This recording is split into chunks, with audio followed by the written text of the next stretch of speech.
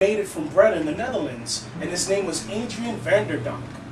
He obtained a land grant to the area that straddles the current Bronx-Westchester border from William Keith as a patroonship, the only patroonship ever erected on Bronx soil. Van der Donck had been in the colony since 1641, living far up the Hudson River, serving as kingsman, the patroon Kilian van Rensselaer. Thus, he knew the natives and their culture well enough to avoid the mistakes made by the preceding settlers. Although the land called Keskekek had been purchased by the Dutch in 1639, Van der Donck brought from the natives in the vicinity the land described in his grant. He also purchased from them additional meadowland. He called this Colin Donk. It extended from the Hudson River to the Bronx Rivers and from Spike and Dival Creek to the Sawmill River.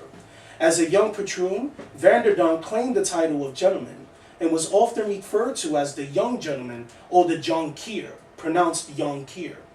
Many called this property the young gentleman's land or the Jonkier land, which later became corrupted to Yonkers, a name that was applied for many years in the northeast corner of the Bronx, and as well as the area still using the name in modern Westchester County.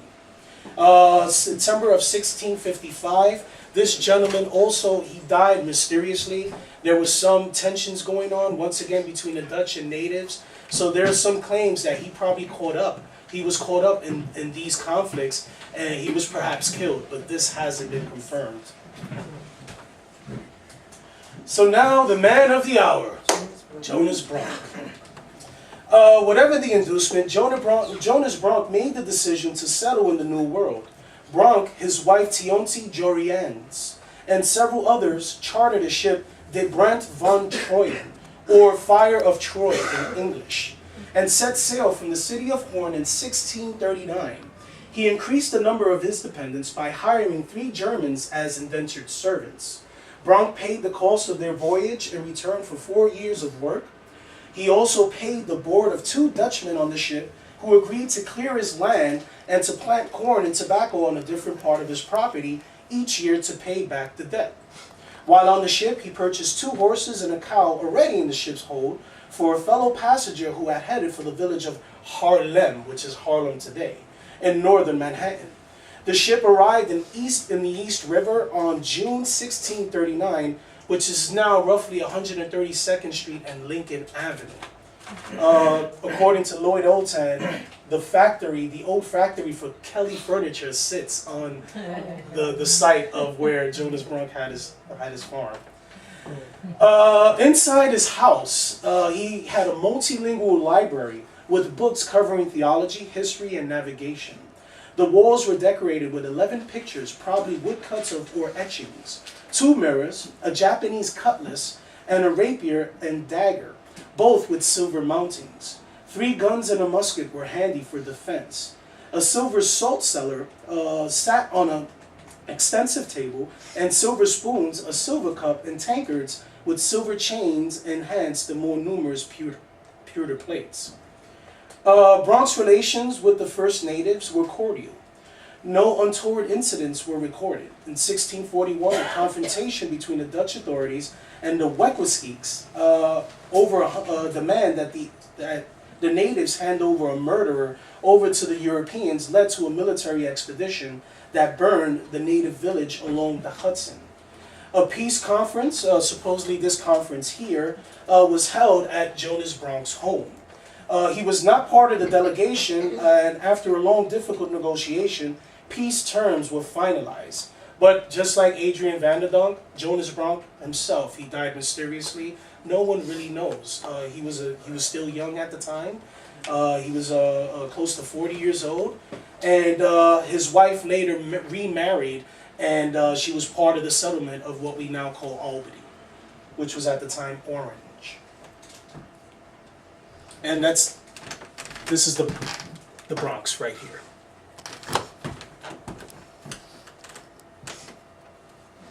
Meanwhile, a war between the English and the Netherlands was brewing in Europe.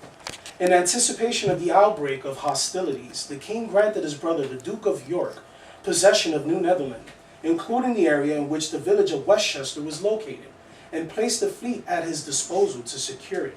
When the fleet of just three ships, anchored off New Amsterdam, the Dutch were faced with a superior military force. When the English inhabitants on the Long Island and the mainland, there was nothing for the Dutch to do but surrender on September 6, 1664. Starting then, the Bronx would spend more than a century under English jurisdiction. Bronx land, this is the original farm of Jonas Bronx, was sold by Thomas Edsel to Richard Morris in June 1668. Born in England, Morris married a wealthy lady in Barbados and established a sugar plantation worked with slave labor.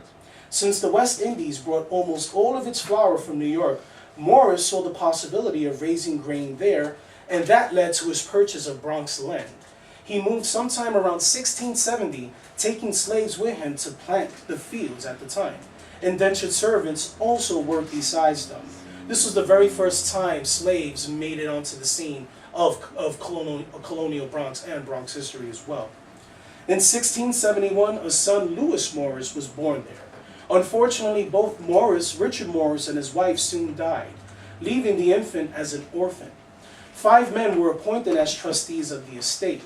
The infant's uncle, Colonel Lewis Morris, who had converted to Quakerism and who still lived in Barbados, was told to come to New York.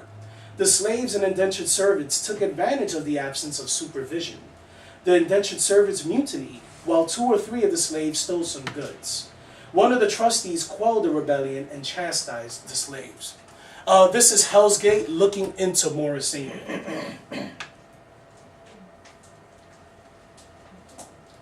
Sometime around the end of October or the beginning of November 1654, 15 men from the English colony of Connecticut established a village at the head of the navigation of a creek called the Westchester Creek.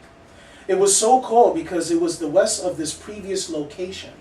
The waterway, later called Westchester Creek at the time, gave them an outlet to the East River and Long Island Sound, while the small rivulets that led into it from the north created a marshland full of grass on which cattle could be grazed. This is now the Westchester Square area.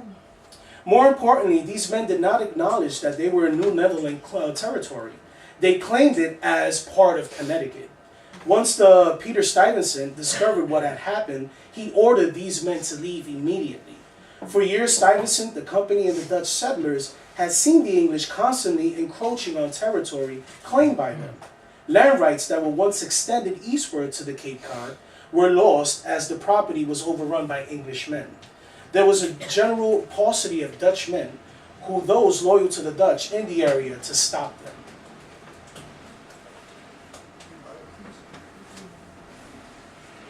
In the latest line of these incursions, bedded by a man Stuyvesant actually despised, his name was Thomas Pell. Pell, the son of a schoolmaster, was connected to minor English nobility. That connection got him appointed as a gentleman of the bedchamber of King Charles I. He volunteered his services in the Netherlands against their campaigns with the Spanish. And in 1647, one of his ships were halted by the Dutch authority in the East River, and its cargo of beaver skins were confiscated. In 1653, Pell moved to what is now Fairfield, Connecticut, purchasing property from the Siwanoy natives.